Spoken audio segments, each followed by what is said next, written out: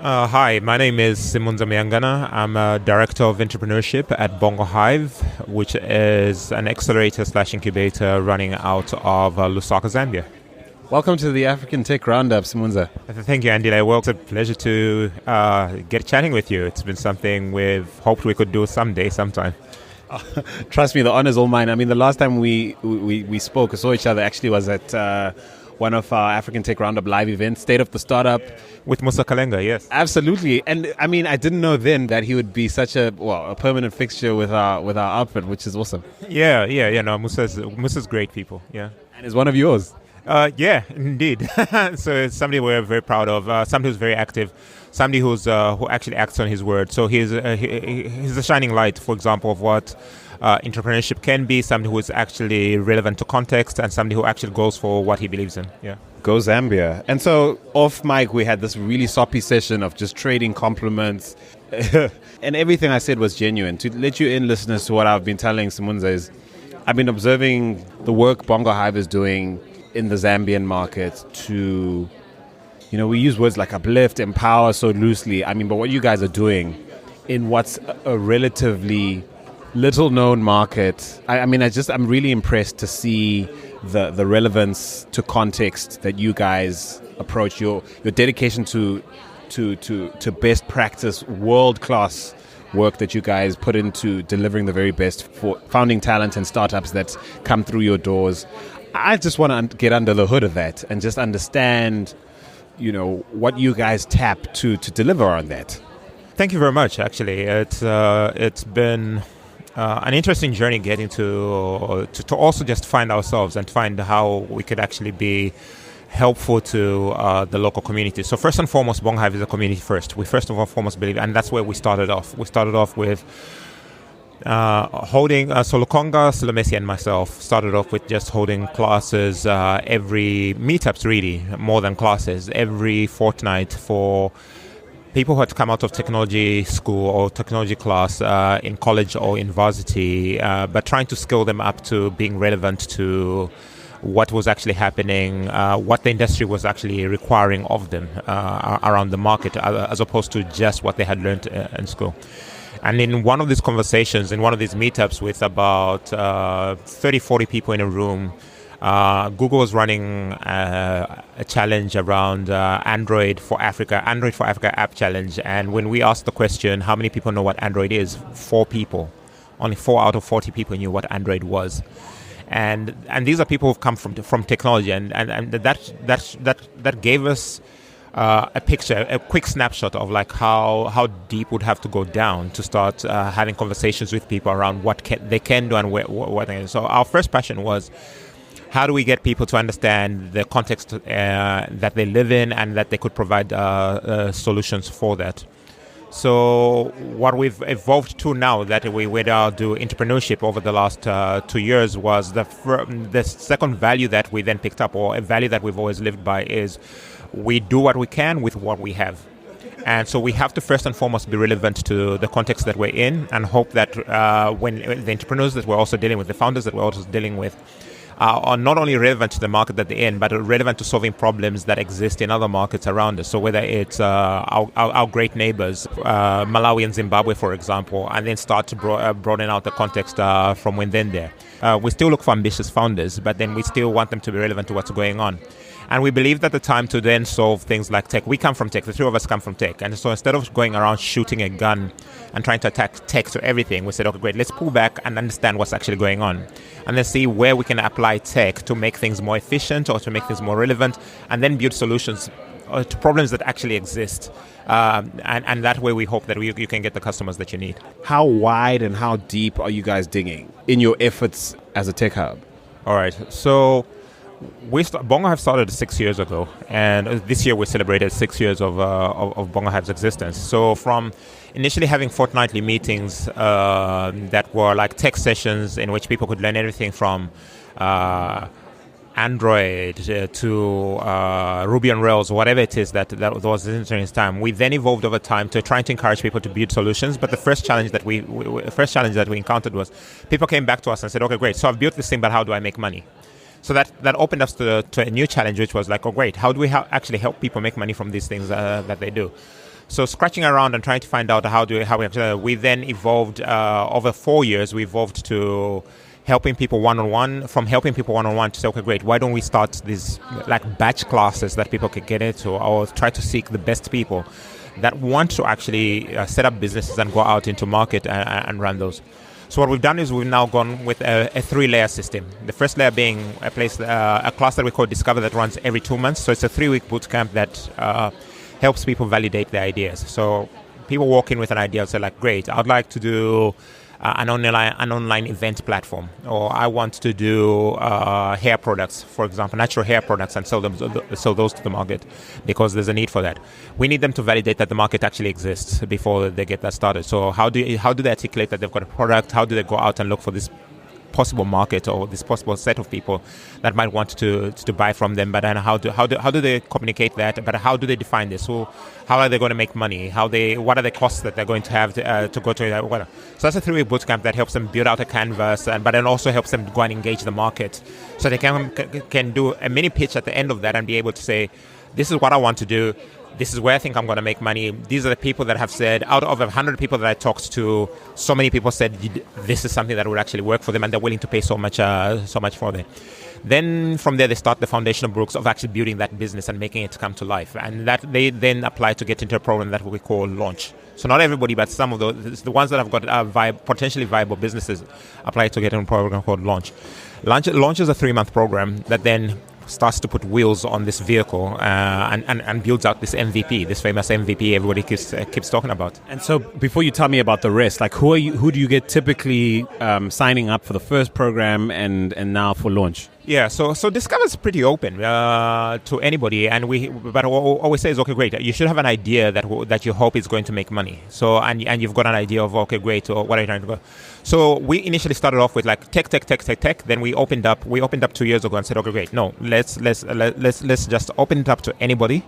And allow them to come through. And we've seen everybody from guys who are doing guys who are doing e-commerce, to guys who are doing logistics, to guys who are doing natural hair products, to guys who are doing stuff within property management, to guys who are doing I've even got a startup that's doing refurbished computers and reselling those to students because they can't afford to buy new Dells and new IBMs and new stuff. And he's making more money than most people trying to do stuff. We've got everybody doing fashion. We're seeing different plays at the very, very late stage level. When we started off, the popular saying going around the hubs and everything else is Africa's a mobile first technology, and the temptation was to go around and try to take mobile to everything that you came across. But then the reality is that when you look at penetration, you look at what's actually going on, but you also need to look at infrastructure. Is that it's very hard to sell e-commerce when no banks in the country can take e-commerce payments.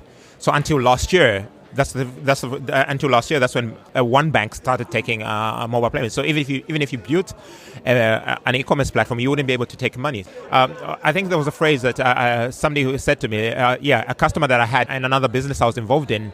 I remember talking to a customer, and a customer very simply said to me, "Don't make it hard for me to pay you." And that's the same adage we've taken to our clients. Like, okay, great, we'll figure out the technology, but first of all, find out if there's a customer that actually wants to pay you for that, and then we'll say, okay, great, before you build out the website, let's see if we can do the Facebook thing, and if that starts to grow, then we'll do the website, we'll do everything out and all that stuff. But then if your challenge is, okay, great, I'll build a website and I'm expecting my customers to pay me because they're going to click buy and then pay, and then there's no payment gateway to get the money to you, then you're like, okay, great, how are you going to do this? Is it mobile money? Is it this, that, and all that stuff? So we said, okay, great, let's get people making money. Then we'll apply the technologies to improve those businesses. To introduce efficiencies. Yes. Love what I'm hearing so far. There's something in the water over there in Zambia, because Musa is on this tip like big time all the time. So, well, yeah, it might be a Zambian thing. So there's the first. What did you call the first program? Discover. So there's Discover. There's Launch, and then what comes next? The final one is Thrive, which we started prototyping over this year, and we're now hoping to scale out full time now. And this is now where we start to get those businesses that have shown potential for scale or growth to now get investor ready, and then now take towards, okay, great, what does it take for you to grow out into a wider market in Zambia. What does it take for you to grow into Malawi? What does it take for you to grow into other markets, Tanzania, wherever it's going to go? And can we find the investment or the funding opportunity to now take you into growth? So this will be a more long-term incubator that works along the founders and their companies. And then we've just registered an investment vehicle that we call BongoHive Ventures now, that we're now going out on an investment round, trying to get people, local people and people who are interested to put money together to now fund the growth of companies and participate in the growth and returns of growing companies coming out from Zambia. I was going to say, you being at the summit must signal, the African Angel Investor Summit 2017 must signal that you guys are thinking about investing. And you are. I suppose you've also somewhat described your thesis. I want to understand now the size of the fund that you're hoping to build and who in Zambia you think is ready to convince to invest with you. Over the last 2 years, some of the companies at BongoHive have raised just over $500,000, either in investment or money that they've collected from winning competitions like local business competitions, like the Nyamunka Business Plan competition, or going off to companies like Finland's Impact Stage last year, where a company like iVitals went and got first prize out of 40 companies from 22 companies pitching in Finland on the Impact Stage as slush. So that has proved to us that, okay, great, there are companies that can come out of Zambia. There are companies that have got that are finding problems that are solving problems that are good and are finding market for what it is that they are on to offer. So our first thing was, okay, great. Can we get local people to get interested in participating in the growth of local companies coming out of Zambia? Can we attract people who want to start companies to come to a stable climate like Zambia to start their companies in a place like Lusaka, Zambia, where the business climate is not to toot our own horn, but we think that we think we've got a great business climate. You register a company within a day. You can do it online. The government has done a lot of things to try and enable companies to get started, and we're like, okay, great. So why aren't people coming to start? Why shouldn't Zambia become a great destination for people to start companies? What's the population of Zambia, just out of interest again? Remind me. So it's 16 million people in Zambia, and what we're motivating is great place to get started, great place to launch across the region. From is a place like Zambia. Yeah. I'm sitting here thinking why I've never thought of Zambia in that light. And it's not that I'm sleeping on it. I mean, I'm Zimbabwean, you're our neighbor. The fundamentals you're describing, I'm familiar with. You're right. I suppose I've just always been content to think about Zambia as... I mean, what's wrong with us, man? That's entirely not your fault. We've done a terrible job of marketing ourselves. I think we've always marketed ourselves as a great place to get involved in the mining side of things and the agriculture side of things, but we've never gone out and said this is a great place to start companies that grow from. And I think of you guys as having what I'd call, and look, my Ghanaian friends, I don't mean to minimize your role in the West African sort of tech ecosystem, but you've got Ghanaian effect in terms of being potentially a great soft landing in terms of being an access point to the rest of the Southern African region in this case. Possibly, yeah. But that's the place companies like Zona started from. They started from Lusaka, Zambia, and so why can't we believe that you could get more companies coming out of starting from a place like Zambia with investment. So what are some of the trepidations you guys have probably had to work through in terms of now leveraging what's really an amazing brand you've built in the incubation and acceleration space? And sort of stretching it out into investments. I mean, the conversations must be quite different. The conversations you're having with potential investors, potential clients in the sense that, I mean, if you're not familiar with BongoHive, I mean, you guys roll with like the very best possible list you could have in terms of partnerships, the sort of global brands that trust you guys to partner on things and trust you with, leveraging their brands in some of the work you do. Is quite impressive what you've been able to do. What has been some of the trepidations in sort of potentially, I don't know, compromising that in order to do the risky thing of investing? So to get to this place, we've learned a lot of lessons along the way as well. And something that concerned us, for example, in very early stages was not getting local participation with regards to partnership and all. So when we had your Facebooks, your Google for Entrepreneurs, and other brands like that, taking the risk to partner alongside it. There's the Indigo Trusts, the Queensland Leadership Programs, the Comic Reliefs, and so on and so on from the United Kingdom, coming over to say, okay, great, we think you guys are crazy, let's do crazy with you, and then along the way being able to give them the return to the brands to say, thank you for partnering with us, and this is what you've been able to do alongside us. It took us 4 to 5 years to be able to present that to local companies and say, like, look, this is what we've been able to do. This is how we've been able to look in the local market, and then attract local companies like MTN Zambia, Kavmon Bank, and Musa Dudia, which is like Zambia's oldest commercial law firm, to come alongside and said, great, we will do pro bono clinics with the entrepreneurs involved in that, and start to get more Zambian companies to come and look alongside us, and finally get the EO government when we can have a conversation with them and say, okay, great, this is what's happening in the entrepreneur startup space. Can we have a conversation around that? And with that, we've always tried to stay away from the hype. We've always tried to not fall into the trap of falling into where the hype is, and be able to present a real picture towards what's going on with people. Because this is probably one thing we've told ourselves from the beginning, is like, you don't want to be the king who's... The famous story of the king has no clothes. Oh, the emperor and no clothes. Yeah, the emperor with no clothes. Yeah, you don't want to be you don't want to create this hype and then people find out. So on one part, it's being cautious enough to say, okay, great, what are we doing? Are there any results coming out from that? Is it actually working? And then going back to say, okay, great, that's not working. What should we try differently? And then go back to a partner and be vulnerable and honest with partners and say, like, listen, we tried this, it didn't work out, and we tried this other thing, that's actually worked well, so we're pivoting towards that instead, and all kind of stuff.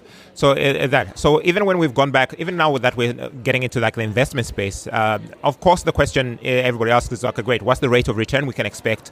What's actually going on in the space, and so on. But that's been because we've been honest about, listen, access to finance in Zambia at the moment is very, very expensive. If people are looking at borrowing money from the bank, a year ago you would have said they were looking at 40% per annum to borrow money from the bank.